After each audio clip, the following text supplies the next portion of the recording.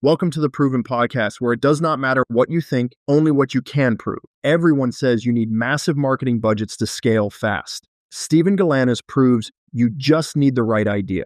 The co-founder and CEO of Cameo scaled from $0 to $100 million in revenue in 4 years without spending a single dollar on marketing. The show starts now. All right, everybody, welcome back. I'm excited for today's call. This is an individual who has done things that I don't think anyone else I know has possibly done. We'll get into it. Thank you so much for joining. Thanks for having me.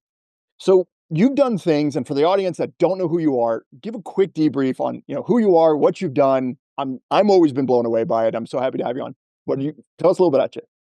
Hi, my name's Steven Galanis, and I'm the co-founder and CEO of Cameo. Mhm. Cameo is the world's largest marketplace where you can book personalized video messages from tens of thousands of the most exciting names in pop culture.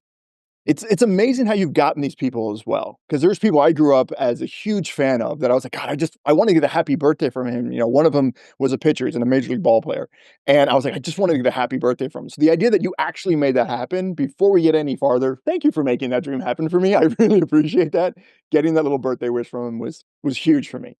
Okay, so you created something that most people haven't. The idea that to execute this on a lot of the businesses and a lot of things you do executes on ways that most people only dream of. What are some of the things that you've run into as you've created the success with Cameo that has radically changed your environment?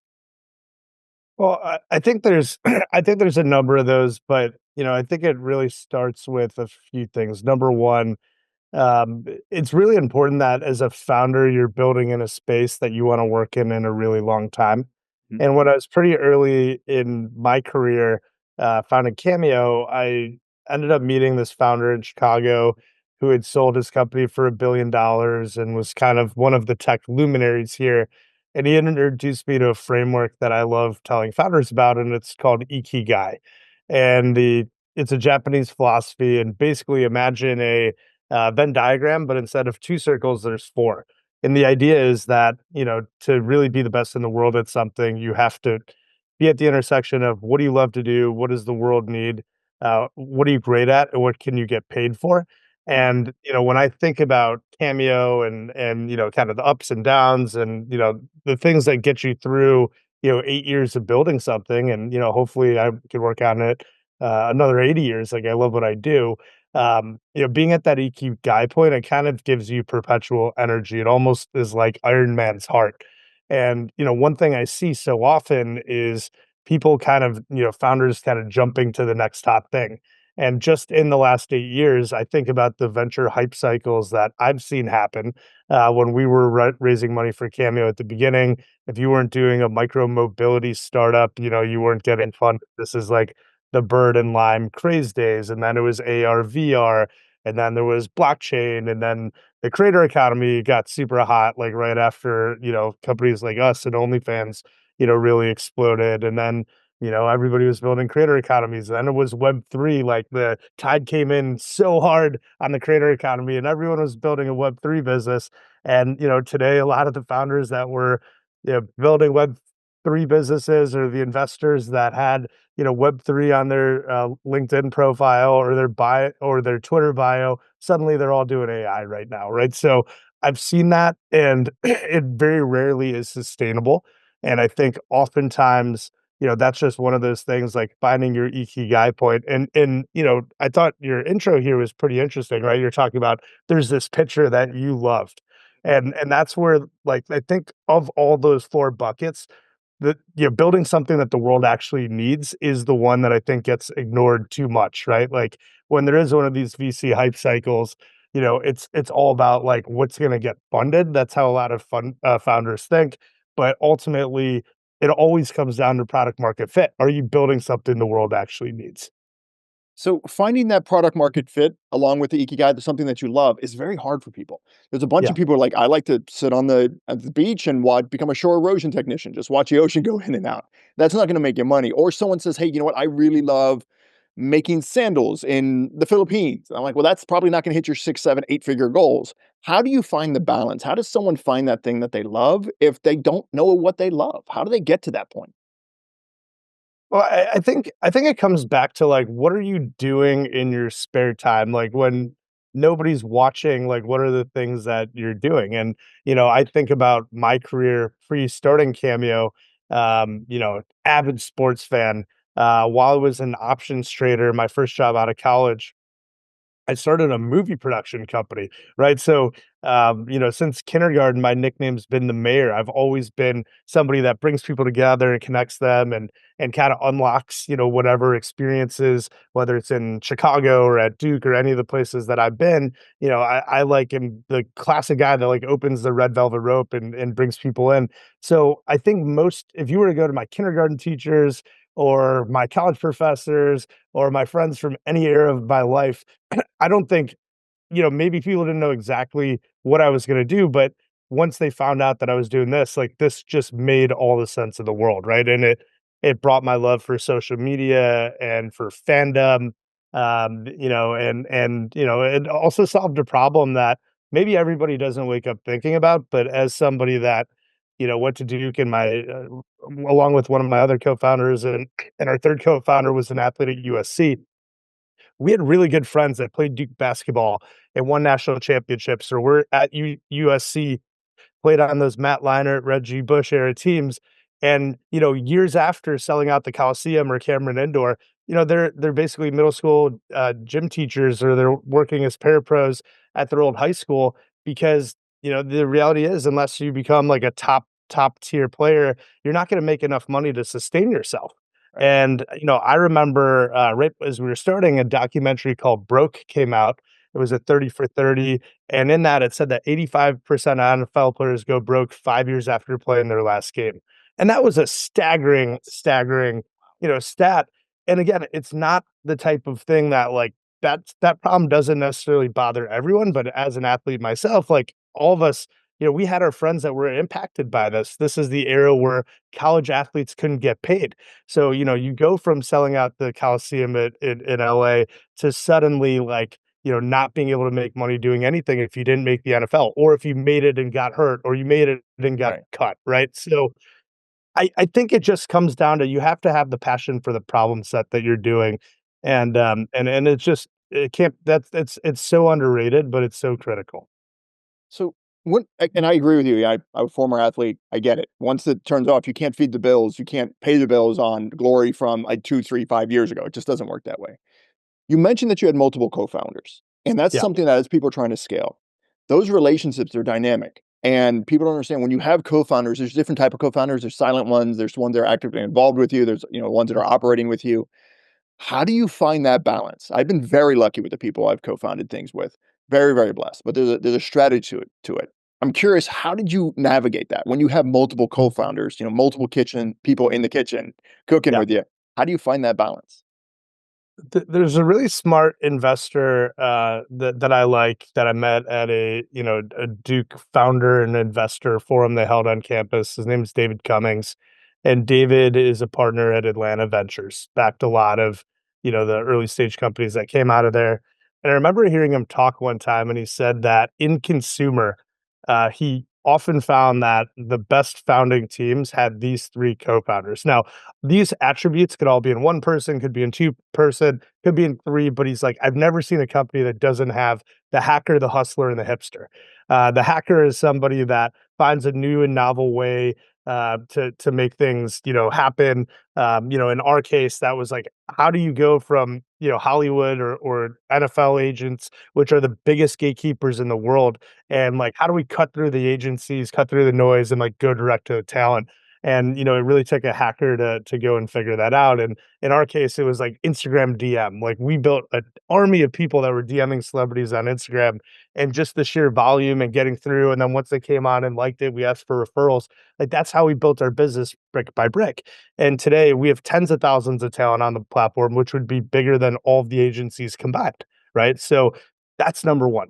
Number 2, you need the hustler. The hustler is the person that can, like, build FOMO and hype and get people excited about it. Critical for raising the, initial seed capital, and getting angels excited about it. even more critical, even harder than raising capital is like, how do you get people to quit their great job to come, the best people, because you really need great people to do it, Yeah, to come work on your crazy idea before there's product market fit, right? Because if you don't have that, you're not going to be able to attract it. So you really need that hustler that can do that. And then lastly, this one's one I think gets forgotten about, but in consumer, it's so important. You need the hipster. The hipster is the person that's gonna see, like, what's cool in the future. And, oftentimes, like, as the hipsters kinda doing their thing in real time, it seems weird, it seems interesting. Like, in our case, when we started Cameo, the Instagram, aesthetic, the highly polished, lights, camera, makeup, that was the in vogue, aesthetic for video content.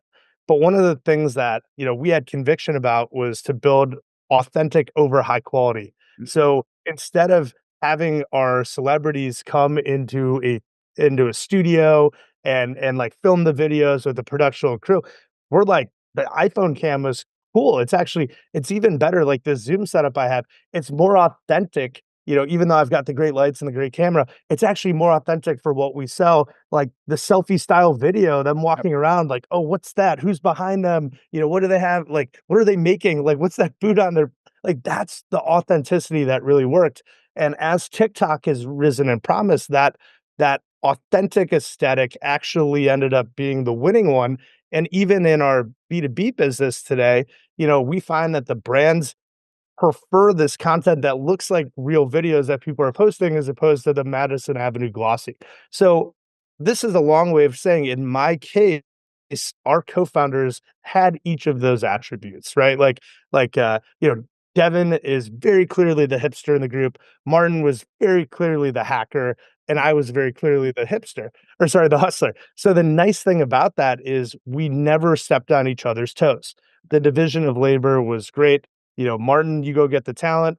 Devin, you go build the product. Steven, you go run the business, right? And that's how we've been. And I'm very blessed that 8 years in, all the co-founders are still at the company. Obviously, roles have evolved as time's gone on, and we've hired great other people to come in. And but I think at the end of the day, like the conviction of the founders and all of us like working on something that is our Ikigai that we really care about, it's been critical. So I think one of the other things that's unique about you guys is the acquisition of either talent and or customers, because I didn't know what Cameo was until I got my first Cameo, until it was sent Right. to me. So I was sitting there and someone got this for me. All of a sudden it's this picture and it pops up. I'm like, oh my God, this is, and I was freaking out and I love the authenticity because it was literally him just sitting on his couch. I was like, oh my God, that's in his house. This is, and he's saying my name and he's doing, it was just this magical experience. And then I went from there and I started looking at all the other talent and I started looking at all the videos that all the other talent was doing. I was like, oh, what is this guy saying? What is this like? What? And it had this idea. That's a different approach than most people have to growing their audience. So Yeah. when you're in that environment and you're taking this different approach and you're trying to convert differently, what are some of the ways that you found above and beyond the just, hey, I'm going to buy it for it and it'd be word of mouth? Because you said word of mouth is so important of getting new talent in. What are some of the ways that you have seen that a success to creating this that people could use now to get more clients and get more clientele? Yeah, I mean, look, I think a lot of that had to do with the really unique a couple unique attributes of our, particular product, right? And the lessons that I have, they worked excellent for us, and we understood them early, and we really executed well against those, but these lessons may not, be true for everybody, whether you're building a marketplace or you're just trying to get your word out in a direct to consumer brand. But really, the Cameo flywheel was simple. We Our marketplace, unlike Uber or Airbnb or DoorDash, is particularly unique because our supply can beget their own demand. Everyone on Cameo is famous. They have hundreds of thousands or millions of followers on TikTok, on Instagram, on X, on whatever platform you care about. And one of the things they can do that an Uber driver can't do or an Airbnb host can't do is they can post, and the people following them are probably the most likely people in the world to buy, right? So that's a really interesting dynamic. So as we were starting with our marketplace, the classic chicken and the egg, like there's no talent on, there's no customers. We had absolute conviction that if we got the supply side on, then the demand side would follow. One of the tactics that we did, and now this has become commonplace, but we were one of the first companies to not ever ask people, hey, don't pro-, like we never asked people to promote Cameo. We would create a link for everyone. Cameo.com/Steven would be like my profile, and I would ask you to tweet that out. That would go to your page. And then once you're on your page, you could go browse and see who else was there. But we never asked people to like go to Cameo.com. We always asked them to go to their unique link. And the value prop made a lot of sense. You make 3 times as much as we do for every sale, and we take a take rate, so we're completely incentivized for you to be as good as you possibly could be, and we've really worked on creating great tools that talent could share their own links out. So that's number 1. Number 2, our product is pretty unique in that over 80% of them are bought for other people. So it's not you buying for yourself and watching it on your phone. It's me buying for you and then sending it to you in a text message, in a group chat, maybe posting it on your Facebook wall back in the way, or tweeting it out to you, or posting it on my Instagram story and tagging you in it, right? And then that created this phenomenon where like it was getting shared, right? So we always say every Cameo is a commercial for the next one. Yeah. And one thing that we had on there, every video is watermarked, right? So you see this video, you're like, holy shit, how do I do that? And then you see Cameo, right? And then people watch the video, they Google Cameo, they come into our site, and that's really the flywheel. So it's supply side acquisition, talent promoting, user sharing, and then the customer sharing to the recipient, and then the recipient tending to share it on social in their group chat, or just taking their phone out and being, holy shit, look what I got. There was a lot of that holy shit when I got mine. I was like, holy Yep. shit, holy shit. And then the other thing that happened was I literally fell down the rabbit hole. I was like, who else is on here? Who is this? Who is that? What are they doing? What are they doing? Yeah. And it really just became this ran down the rabbit hole with it. People will sit there from the outside and say, okay, well, yeah, I see the end of it. Cameo just started 3 days ago, and magically it has all these people. We make all this money, and da da da. They don't see the years of effort. They don't see the trials and the tribulations. They don't see the lessons. They don't see the hurdles. They don't see the times where you fell down.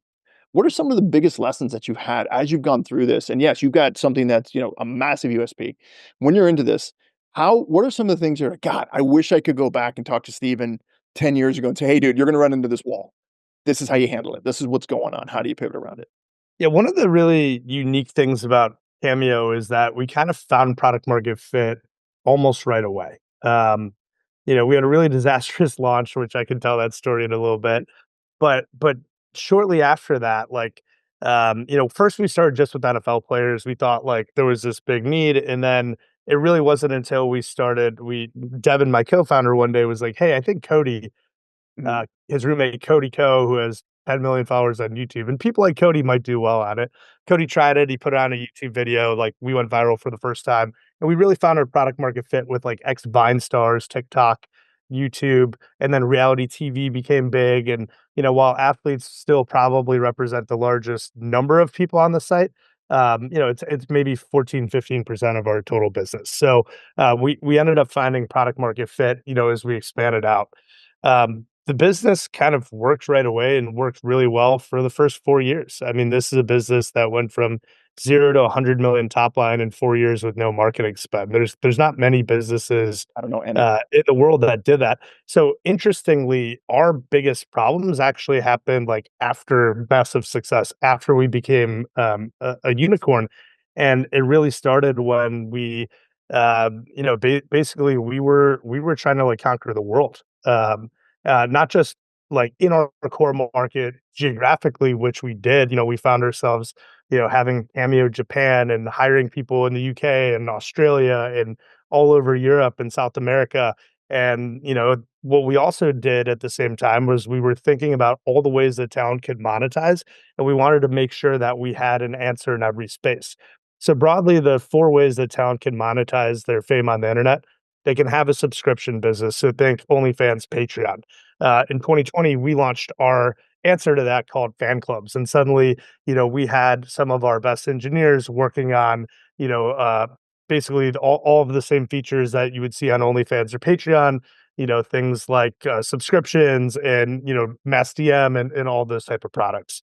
Secondly, we built a live and calls product, which in during COVID, all of the meet and greets weren't happening anymore that you would see at a concert or a Comic-Con, and we felt like we could fill that in a digital way.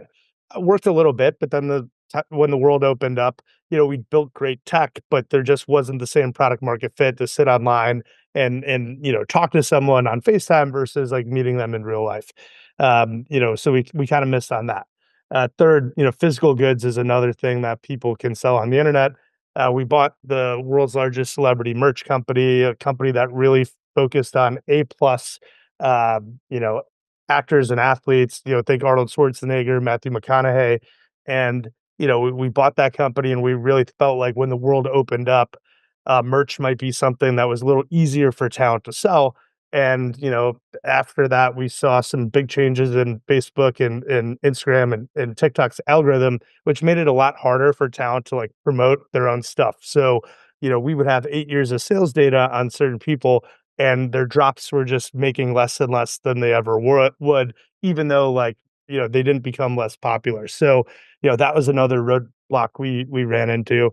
And then lastly, the B2B side. People can get brand deals, and we had Cameo for Business, and that team started rapidly expanding. CMOs and CEOs that had used our product as consumers, or during COVID, buying them for all hands, or how many team meetings had cameos in them during COVID. All of a sudden, they're now trying to use it for their marketing content. This is a really exciting thing. But suddenly, what happened to us was, we went from a team of 100 to about 437, but our best people were focused on all different things. And what often happens in startups is that people forget that if you optimize your core business by 5%, 10%, it's almost always better than building the next thing.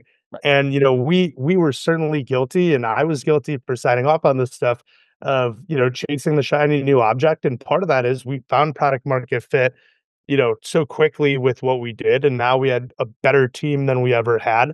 And we let that loose, and we overextended ourselves. And now looking back on it, I think about all the money that we spend and all the great efforts that we put in. And ultimately, if the team that I had hired was all working on the one thing, right, and just continue to make that better and better and better, what could those compounding gains have been? So, I would say that for me, if I were to come back and look at myself in 2020 or 2021, it would be to really resist like chasing the shiny object and continuing to embrace the grind of just making your great core business as good as you possibly can be.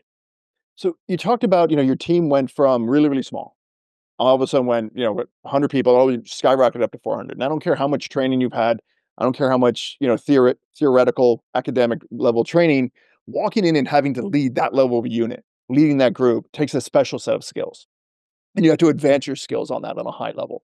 What are Yeah. some of the things that you've learned to create a culture to lead these individuals who are, as you said, attracting the best, that they're willing to leave their business, their current jobs to come work with you? How have you learned how to lead those individuals? It took a lot of coaching. I was really fortunate, throughout that era to be working with a CEO coach um, named Bing Gordon. And Bing's kind of a legend in the Valley, one of the founders of Electronic Arts, 30-year GP of Kleiner Perkins, had served on the board of Amazon from like seed stage all the way till probably 22. Was I think chairman of Zynga, and so influential in Duolingo, and so many of the great consumer companies of the last 30 years. And Bing introduced me to a framework that has become my like core operating framework as a CEO, and something that I like to teach every founder that I talk about when they hit a certain scale. And he has this concept of forever OKRs. If you're familiar with the OKR philosophy, this is a philosophy that, the guys at Kleiner, very famously, like people like John Doerr, rolled out to Google and LinkedIn and so many of the legendary tech companies of the last 20, 30 years. And OKR stands for objective key result. So basically what it would say is like you have some large objective, and it might say, I want to grow my talent base, and then the key result would be specific, measurable, and time bound. So I want to, go from 1,100 talent to, 1,500 talent by November 1st, right? So like having some, specific goal. Bing's idea in his experience watching, so many great CEOs, whether it's, Mark Pincus or Jeff Bezos or, Daniel Ek or like any of these, great CEOs that he'd worked with and mentored, he basically distilled like what made them great, what separated the top 10% from the rest was really people that could nail like these five very specific things. And the idea of Forever OKR is as a CEO, or let's use a head of sales as an example. The Forever OKR of a sales leader is beat plan, right? You don't know what the number is going to be today. It might be 2 billion today and 5 billion next year, but it's always beat plan. As a CMO, your Forever OKR is, build a legendary brand for your employees and customers. Like no matter what the product is, like that's what you want to do as a CMO. As a CEO, in Bing's experience, he felt that there were five things on the Forever OKR front that every CEO should be thinking about. And really, at scale, every other job that's not these five things are stuff that other people could do. So the first of these Forever OKRs is product market fit. Something we've spent a lot of this call talking about. Absolutely. Yeah. Find it, and when you find it, continue to make sure you don't lose it. And then as a CEO, thinking about when you have product market fit and you feel like it's solid, like at what point do you start finding product market fit on other things? If you don't have product market fit, all of the rest of the things that I'm going to talk about, they don't matter. So as a CEO, like that's where your time needs to be spent, exclusively, and especially if you're building new initiatives, right? Like, you got to be as in the weeds on that as possible to make sure, like, should the investment, like, am I making the right investment by starting this new product or expanding the geography? So product market fit's number one. Number two is build a world-class executive team. At scale, when you're, 437 people, and again, like there's 4,000 person companies and 40,000. And so this will just exponentially get more important, as a leader, and especially as a leader that was leading a company that's fully remote during COVID, right? You're not going to be the person that's like in the weeds on every decision. So making sure that you have a world-class executive team that can come and take your vision and execute it, right? It's like they're the people sitting with the pencil behind their ear, taking notes with what you say, but then, taking the things you're talking about in the exec room and actualizing them on the front line. You got to have a world-class executive team. And there's, then the next natural question is, how do you know that your executive team is world class? Right. That Well, was my next question. number one, you do that by meeting world class executives, right? So if you're like, hey, I want to see what world class looks like in marketing, go talk to your VCs, go talk to some of your investors. I guarantee you that some other company in their portfolio has an industry leading or many industry leading CMOs. So go talk to those people and see what good feels like. Go get a coffee with them. And then you start to, over time, you start to get pattern recognition. You have a bar. Bing would make me do this exercise with him once a quarter, where I would have to rank my executive team 5 to 1. 5 being this is the best person in the world that could possibly do this job at this stage. 4 being their 90th percentile. 3 being their industry average. 2 being their below average. 1 being why the fuck do they work for you, right? And what you do is you take all those scores, you add them up, and you divide them by the amount of direct reports you have, and you get to a number that's somewhere between 1 and 5. And most CEOs, when they do this for the first time, end up ranking their executive team 3.5, like the average. That's just where it ends up being. And what Bing has found time and time again is that a world-class executive team has a 4.25 or higher average. So as you're thinking about the members of your executive team, today's 3, like, could potentially get coached up to be tomorrow's 4, but at a hyper growth company, it's actually much more likely that, today's 5 is tomorrow's 3, right? So constantly you have to think about, okay, where do I up level? Can I continue to bet on this person? Like, what coaching can we get them? And, when we became a unicorn, we had a really unique case where every single one of us was doing this for the first time. And every time we hired someone, we were running the biggest company we ever did. So, probably a decision at the time that seemed like a great idea was up-leveling my executive team, from this team that was excellent, had built the company, had the passion, had the knowledge, but we were really bringing that next level leadership in because we were working on our ultimate goal, which was to ring the bell and to become a private, a public company. And, in that time, we, hired the global head of people away from McDonald's, one of the biggest employers in the world, absolute world-class leader. We hired a head of product away from Uber, someone that was responsible for building the driver's side and the rider side app of the company, like, a marketplace that's very similar to ours. We hired the CTO away from that had been, the head of engineering at oh my god, I can't believe I can't um Hulu, right? Like Hulu, we had the global head of ops from LinkedIn came to be our COO. Like at every position, we had just built this like all-star leadership team. But ultimately, what you learn when you hire those people, then great people that they worked with in the past want to come work for them, right? So suddenly you hire the C-suite and then the VPs want to come and those VPs have their directors. And this led to a huge inflection of talent in the company.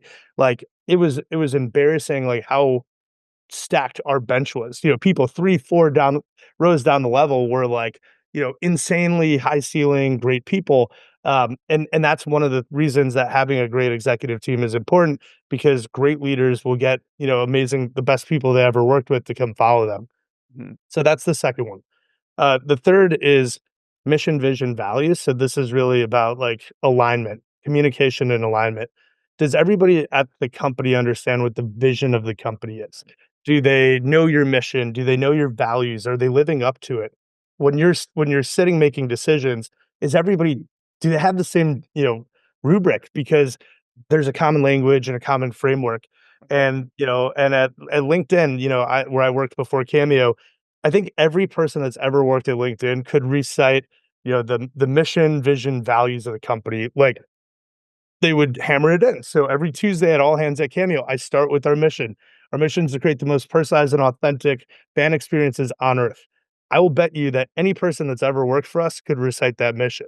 Our values, roll out the red carpet, act like an owner, fight for simplicity. These are things that like become embedded in the DNA, right? So, that's one that's really important. Fourth is employee engagement. This can largely be measured by things like NPS, but most critically, it's like, are the people working for you doing the best work of their career, right? If they're doing the best work of their career and you've got product market fit and there's leaders that they admire and they love the mission, vision, values of the company, then what are they going to do? They're not going to leave, right? And in fact, instead of leaving, they're going to tell the most talented people they've ever worked with to come over and work at your company, right? So employee engagement is so critical and probably the best leading indicator of your employee engagement is, doing something like an employee NPS score. Once a year or twice a year, do an employee voice survey, like find out anonymous, 1 to 10, how likely are you to recommend us as an employer, ask some specific questions, get feedback. It's absolutely critical. And then, the fifth one, and by the way, these are stack ranked. These are in order. Right. The fifth one for a long time, people probably thought was the first one, but the fifth one is keep the lights on, right? And that's, fundraising, it's budgeting, it's, making the hard decisions when you have to, if you need to cut, reduce OpEx. But those are the 5 things.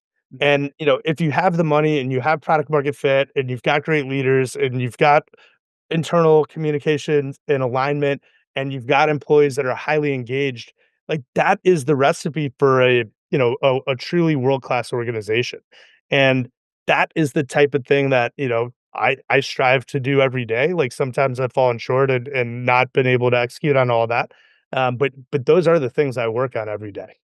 I love that most people will start with trying to keep the lights on instead of starting with product market fit. Most people go into, oh, well, how am I going to make money? How am I going to do this? How am I going to do that? Instead of focusing so much on product market fit. And I love that you said, hey, if you don't have number one, nothing else matters.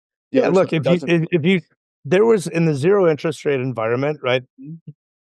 3 guys in a pitch deck could get funded, Oh, yeah. right?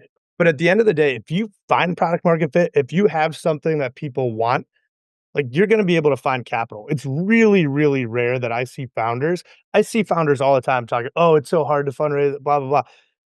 When you have something real Mhm. and your customers are raving about it and they see it and the VCs, like, I never see those people struggle to raise capital.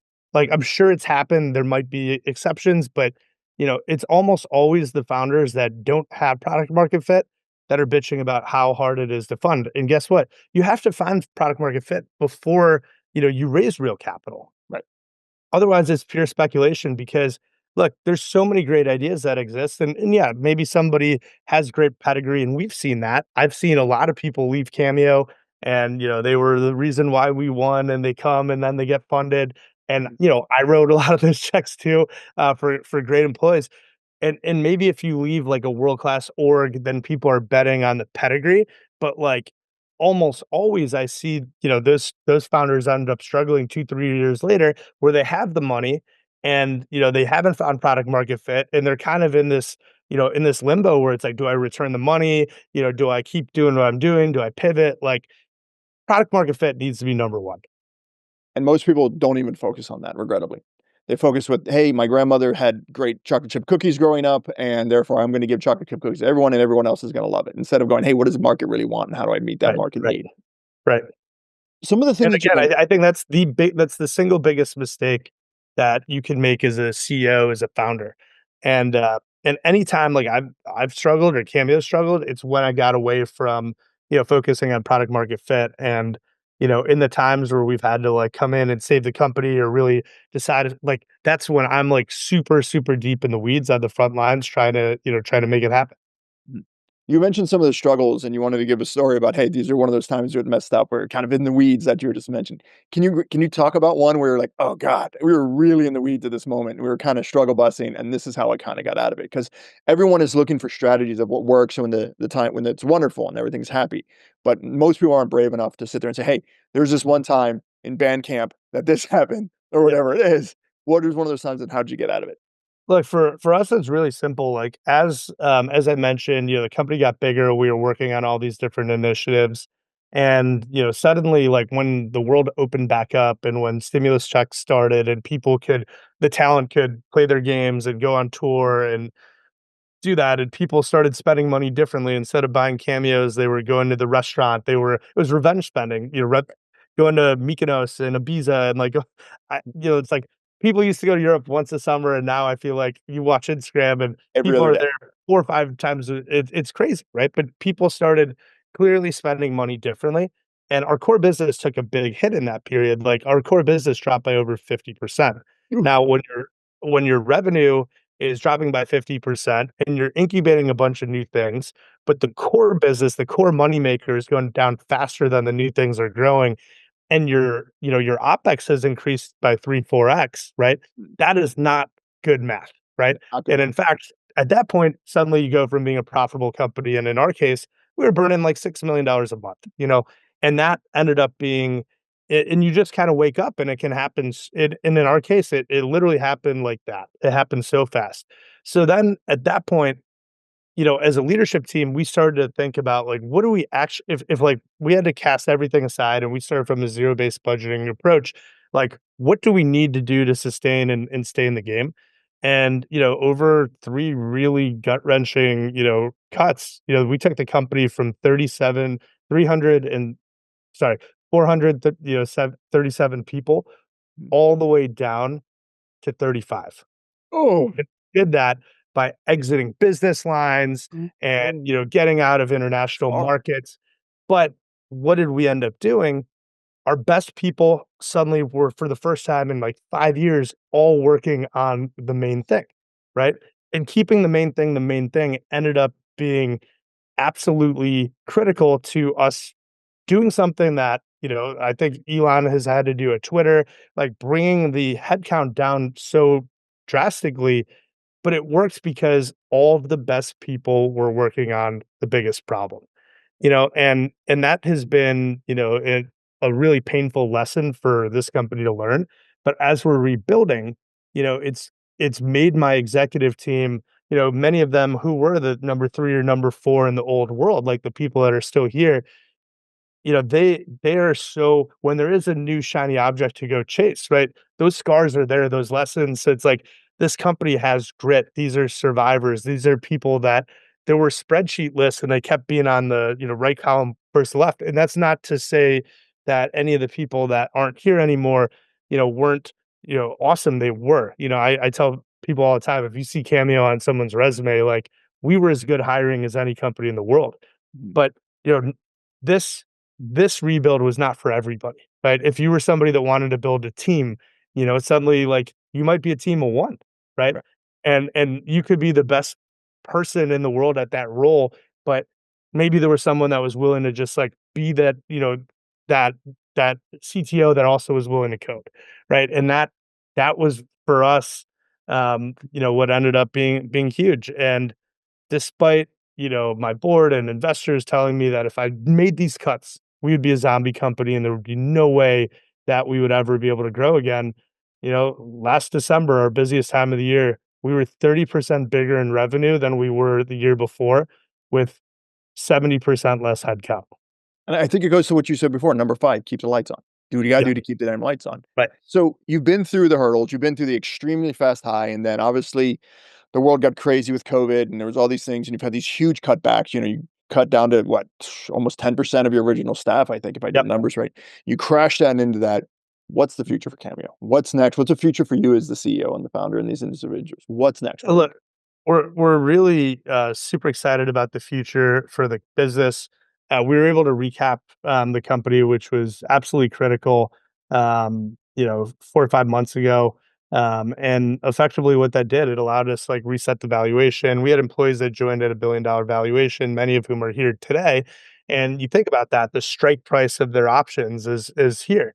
And when the valuation, the day we became a publicly traded, or the day we became a unicorn, Facebook was a $1 trillion company, right? And Snapchat was worth $120 billion. Go look at Snapchat's valuation today, right? So in the public markets, the valuations contracted so heavily for these companies. So suddenly, if you're thinking about M&A and any type of outcomes, the multiples changed. I mean, when we raised our unicorn valuation, in the marketplace businesses like ours were getting valued 8 to 12x forward net revenue.